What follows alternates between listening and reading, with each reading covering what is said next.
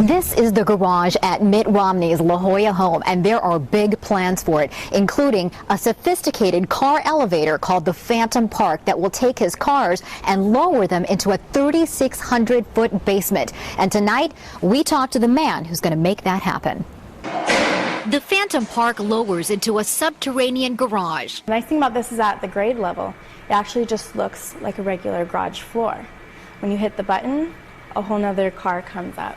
Infrared lights that surround this is an option. If someone were to come too close, it would shut down.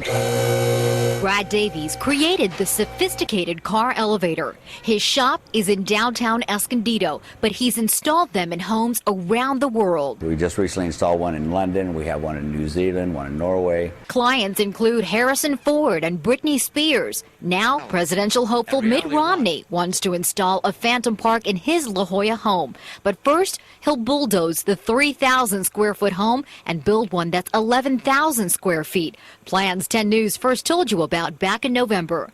The basement alone, 3,600 square feet, and it'll have one of these. It's exactly what he's getting. To store his cars. I love local news. I love local news. I mean, let's be honest. Being president of the United States is not exactly a blue-collar job. All of the people who have been president in modern times have at least ended up being very well off. But Mitt Romney is a different breed of cat. Mitt Romney's reported net worth is more than the last 8 presidents combined. Now, his wealth is nothing bad. It's not a morally good thing or a morally bad thing about Mitt Romney. It's just a fact about him. But it is a strategic conundrum for the Romney campaign. How to keep the candidate relatable, how to create the sense among voters that he might have some idea what the average American's life is like, despite his vast and lifelong wealth. I mean, they're not going to change who Mr. Romney is, but given his own mega wealth, how he talks about the issue of wealth and who has money and who doesn't is a really important and sensitive subject for that campaign. I'm not concerned about the very poor. Rick, I'll tell you what. 10,000 bucks? $10,000 bet?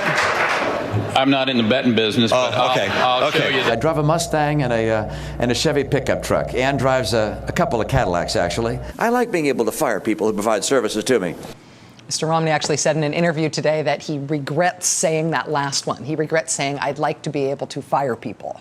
And yeah, you could see why he might regret that. But if he is trying to appeal to voters who aren't rich like him, who are maybe even on the lower end of the economic spectrum, Mr. Romney has to worry not just about what he says, but what he does and what he would do in terms of policy. This man who would be the wealthiest president in modern American history by a mile.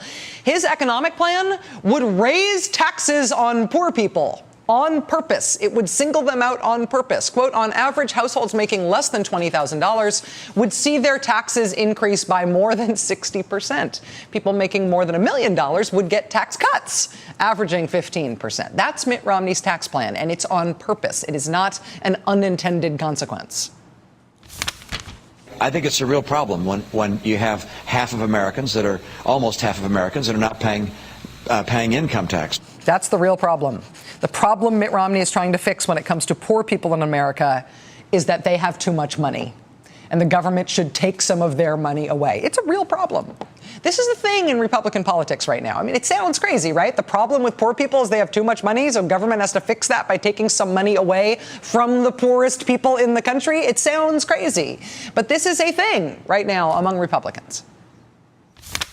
I think it's abysmal that the bottom 51% do not pay income taxes. Republicans are supposedly uniformly anti-tax, except they're not anymore, and it's not getting much debate. But Republicans are pro-raising taxes now on people who have the least money.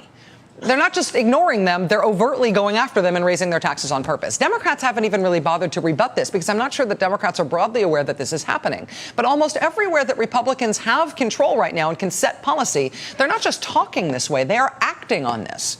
Earlier this year, Republicans in South Carolina introduced what they called their tax reform bill. It would raise taxes on the poorest families in South Carolina and cut taxes for people who are well off. because, poor people have it too easy. After the Republican takeover in Wisconsin, Republican Governor Scott Walker introduced a budget to cut taxes for everybody in the state except for poor people. Scott Walker's budget would raise taxes on the poorest people in Wisconsin. This week in the great state of Kansas, that state's Republican Governor Sam Brownback signed a bill into law that cuts taxes for the richest people in the state and raises taxes on poor people. This is amazing. I mean, the Republican Party has this anti-tax reputation, but they are only pursuing that agenda for rich people. You would think that they might just be ignoring people, ignoring poor people, but they're not ignoring the poor. They are actively seeking out ways to make poor people more poor using the tax code.